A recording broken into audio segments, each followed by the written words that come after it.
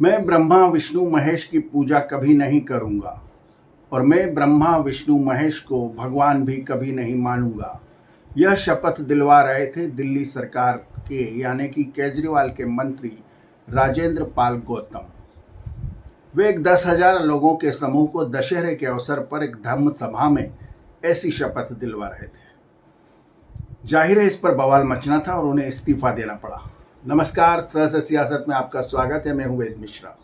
आज हम बात कर रहे हैं एक ऐसे शपथ समारोह की जिसकी वजह से दिल्ली सरकार के ताकतवर मंत्री राजेंद्र पाल गौतम को इस्तीफा देना पड़ा। वे दशहरे के अवसर पर एक बुद्ध धर्म सभा को संबोधित करने पहुंचे थे और वहीं उन्होंने यह शपथ दिलवाई थी कि मैं कथित ब्राह्मण धर्म के देवताओं को नहीं मानूंगा। इस तरह की शपथ उन्होंने समूह को दिलवाई। लेकिन इस पर बवाल इसलिए मच गया और उन्हें बैकफुट पर इसलिए आना पड़ा और इस्तीफा इसलिए देना पड़ा कि केजरीवाल इन दिनों गुजरात प्रचार में लगे हुए हैं। गुजरात इलेक्शन से केजरीवाल को बड़ी उम्मीदें हैं।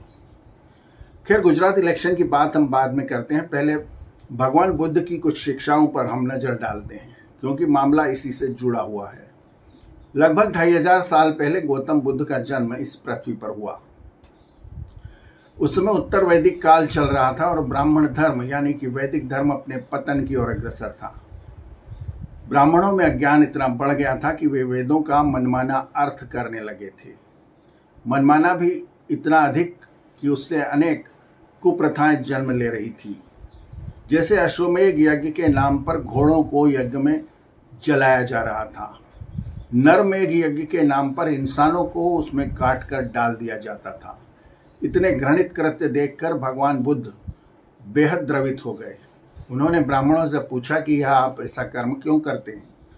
ब्राह्मणों ने उत्तर दिया कि यह वेदों में लिखा है और हम वेदों को मानते हैं। बुद्ध ने उत्तर दिया कि यदि वेदों में ऐसा लिखा है तो मैं ऐसे वेदों को नहीं मानता। तब से यह सूक्ति प्रचलित हो गई कि नास्तिक वह है जो वेदों को नहीं मानता, नास्तिको वेदक निंदकः। इसके बाद महात्मा बुद्ध ने ध्यान के रास्ते आत्मज्ञान को प्राप्त करने का निश्चय किया और आत्मज्ञान को प्राप्त किया और पूरे जीवन वो इसी का प्रचार करते रहे। उनकी शिक्षाएं श्रीलंका, जापान, चीन तक पहुंच गई, लेकिन भारत में धीरे धीरे वो कम होती चली गई। भारत में नव अम्बेडकरवादियों के आगमन के साथ ही इन शिक्षाओं ने इस तरह से जोर पकड़ा जैसा कि राजेंद्र पाल गौतम ने अभी दिखाया है। डॉक्टर अंबेडकर ने जब अस्पृश्यता के खिलाफ आंदोलन शुरू किया और वे पाया कि छुआछूत को हटाना हिंदू धर्म से बेहद मुश्किल काम है और इसमें सदियों लग सकती है, तो उन्होंने निश्चय किया कि मैं हिंदू पैदा जरूर हुआ हूं लेकिन हिंदू मरूंगा नहीं। और उन्होंने लगभग 1 लाख लोगों के समूह के साथ बौद्ध धर्म स्वीकार किया। यहाँ गौरतलब है कि उन्होंने बौद्ध धर्म इसलिए स्वीकार किया कि बौद्ध धर्म में जाति प्रथा नहीं है।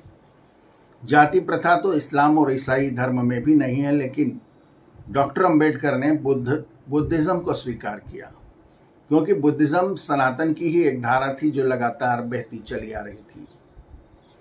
इतना ही नहीं, जब बौद्ध धर्म बहुत ज़्यादा प्रचार में आ गया प्राचीन भारत में, तो ब्राह्मणों ने बुद्ध को ही भगवान विष्णु का अवतार घोषित कर दिया।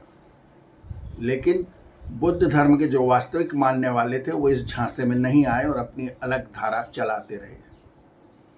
डॉक्टर अंबेडकर के बाद जब आरक्षण का प्रश्न आया और बौद्ध दलितों को आरक्षण भी मिलने लगा, तो नव बौद्धों ने इस तरह के काम शुरू किए और हिंदू विरोधी भावनाएं दिखाना प्रारंभ कर दिया।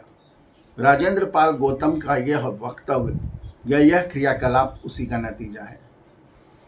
अरविंद केजरीवाल को इस पर बैकफुट पर इसलिए आना पड़ा कि वे गुजरात इलेक्शन में लगे हुए हैं और गुजरात से उन्हें बड़ी उम्मीदें हैं।